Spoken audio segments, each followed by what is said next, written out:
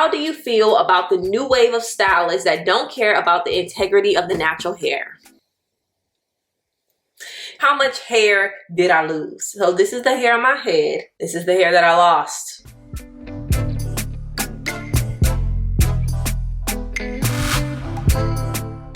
Y'all, it's Jaila, aka JaiChanellie on the internet. Welcome back / welcome to my channel. It is time for these box braids to come out, and I thought that I would go ahead and do it on camera for y'all. We have so many box braid videos on this channel, so go ahead and check those out above.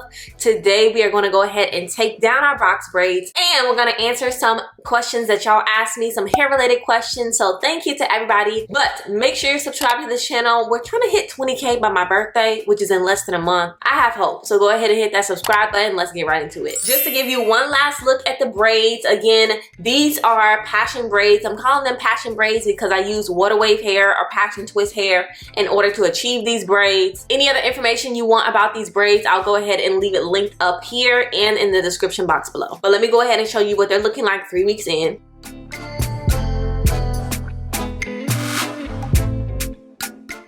The braids look fantastic, but it's the scalp. It's the scalp that needs some attention. Let's go ahead and get into this braid takedown. Real quick, y'all, I'm trying to film a reels as well. I think I'm gonna cut these braids into a bob just to show y'all what it's looking like.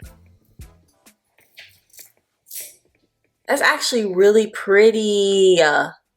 It's so pretty how it waves like that. Okay, so first set of questions came from Lover of All here on YouTube. Thank you so much for asking these questions. You said, are you ever scared as a natural to put direct heat flat iron on your hair? And to answer your question, absolutely. Like, I went through a period where I was terrified of heat damage and just anything that would compromise the way my hair curled. I was terrified. So if you look on my channel, I don't really have a lot of videos where I'm rocking straight hair. That is because I have experienced heat damage before. I've given myself heat damage before, and I'm pretty sure that I posted about that. I think I have like a wash and go on heat damage hair because I don't know what I was doing, but I definitely had some heat damage. I'm someone who wears their hair either curly or in a protective style, and I don't want my hair to look, you know, damaged while it's curly. I think now I'm less scared because now I'm just like, I know that I don't use heat a lot, so when I do use it, I'm like, well, I want my hair to look how I want it to look. If I want to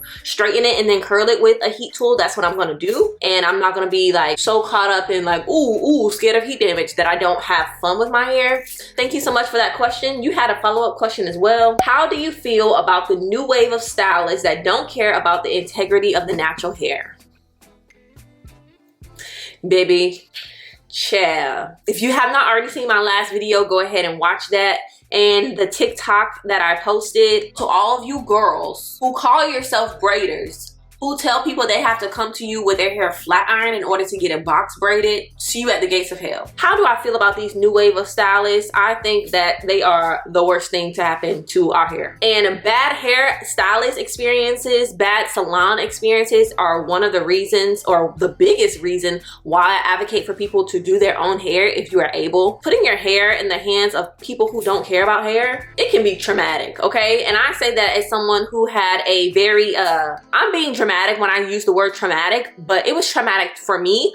I feel like I had a very traumatic big chop experience. Not that the hairstylist didn't care about hair, because I genuinely think she did, but she didn't listen to me and she didn't listen to my desires. That experience did not go the way I wanted it to, and that really like created a distrust for me when it comes to hairstylists. I care about me more than y'all care about me. I care about myself more than y'all care about me, and I feel like the same goes for my hair. I care about my hair more than you care about my hair, more than you could care about my hair, even if you are super educated. That's just how I feel. So if I'm willing to take the time to learn my hair and learn what's best for my hair and still get my desired result, that's what I'm gonna do. And yeah, I feel like if you have the time, if you have the energy, I highly encourage you to be a student of YouTube University and learn some of these things for yourselves. You can also just do research yourself. If you can do it, and save you some coin and save you some heartache, because you are in complete control. I'm not sure if I answered your question all the way. How do I feel about them?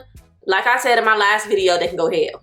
That's how I feel. We're done with the scissors. Now we're just gonna go ahead and start taking out our hair. I do already have a video about how to safely remove your box braids. So if you want to know that process in more detail, go ahead and check it out. I will link it above and also in the description box below. I'm gonna answer this question from Instagram. This is from the O Natural. And I'm gonna answer this question because it's very applicable to the braid that I'm taking off right now. It says, when taking your braids off, do you lose hair from your edges? And to answer your question, we're gonna take this braid out and see if I lost any of my edges. Okay, so this is, again, this looks like part of my edge. I'm gonna go ahead and slip that part off. And then as you can see, there's a lot of gunk up there. And I can tell you right now that it's so gunked up, when I comb this out, I am gonna lose some hair. I definitely try to be mindful of, like, when I'm doing my edge braids, I do not do them as tightly as I do on the rest of my head, for the very fact that I don't want to lose my edges. But of course, you're always going to have, like, for example, this shed hair that I'm losing right now. You're going to lose that, okay? And that is technically, you know, from the part of my hair that's super close to my edges. Oh my God, can y'all see all that dandruff? My hair in the front is a little shorter than the rest of my hair, which is probably due to, like, tension. So unfortunately, the answer is yes. Thank you to Instagram fam for tuning in. Like, if you don't already follow me on Instagram, I need you to go ahead and do that at JaiChanellie, okay? I post a lot on Instagram, actually. I be posting the reels, y'all. I be trying to give the people what they want. I don't know how to say your name, girl. I don't want to mess it up. It's so pretty. Yali, is it Yalia? Yalia? If I'm saying your name wrong, please tell me how to say your name in the comment section, because I absolutely hate mispronouncing people's names. I hate when people mispronounce my name. So I think it's Yalia K. Said, ever thought about chopping it all off? I definitely have thought about chopping my hair off. I don't think I would do it anytime soon, but my sister has relatively, like, shorter natural hair, and she looks so cute with her short natural hair, and I was just like, oh, I wonder what I would look like with short natural hair. But I think my head shape would not let me look as cute as her. I'm gonna go ahead and insert a picture of her and what she looks like with her shorter natural hair, but it's so cute on her. But yes, I have considered chopping it all off. The shortest I've ever gotten was after my first year of college. My dad actually cut out my highlights. If you don't already know, I got highlights. Like, I got highlights for my 18th birthday, and I love them highlights, but my hair got so super dry because I moved to Nashville. So originally in Florida, like, my hair was doing fine. My hair was flourishing. But when I moved to Nashville for college, the climate is completely different. The weather is completely different. It's cold up there. It gets really cold. So my hair just was not able to take it. And of course, I didn't know how to care for my hair. I'd never been in cold before. Sorry, y'all, my camera overheated. I feel like my hair, looking back, my hair was really cute, but I don't think I really wore it short. I think I was in that time where I was always wearing box braids. So I wore it, like, for the summer for a little bit, and then I went ahead and put some box braids right in it. Next question that you asked says, ever considered locking your hair? Also, yes. Sometime in my life, I don't know when, but at some point in my life, I am going to lock up, just because I think that locks are so beautiful. The only thing I don't know is, like, what size locks to get. I'm trying to think of some people with locks that I really like their locks.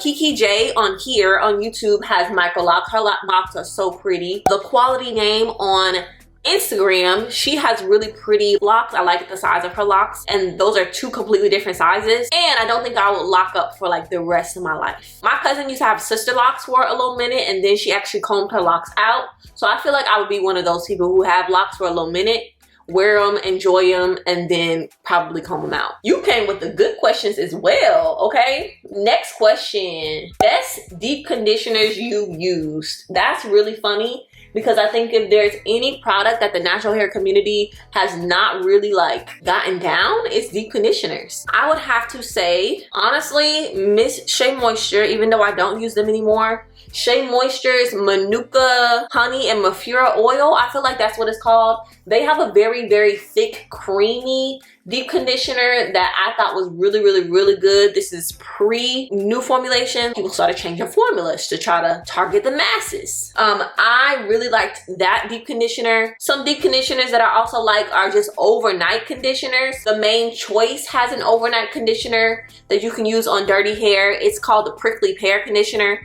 I've used used it in a video before, so I'll try to link that for you. I really like the concept of an overnight conditioner, although it's not necessary for you to deep condition overnight. Back when I was, you know, very much giving lazy natural. And then Mielle has a Hawaiian ginger overnight conditioner that I like as well. So those are some of the best deep conditioners that I use. You said your last question was favorite non-protective style. My favorite non-protective style is literally a slick bun. Nothing beats a good slick bun. I'm sorry. Thank you for all your questions. I really appreciate those of y'all who went above and beyond and asked me multiple questions, because you didn't have to do it, but you did. My camera's overheating again, so let me go ahead and just take out some more of these braids, and I'll come back to y'all when we only have a few left. All right, y'all, we are at the halfway marker, just showing you what the hair is looking like. And let's go ahead and answer our last question. This last question is from The Sparkle in My Hustle. This is Ava. Hi Ava, thank you for asking a question. It says, what hairstyle do you want to try but have never tried yet? This is a really good question. What hairstyles haven't I tried yet? I've tried so many hairstyles. Oh my gosh, what hairstyle haven't I tried?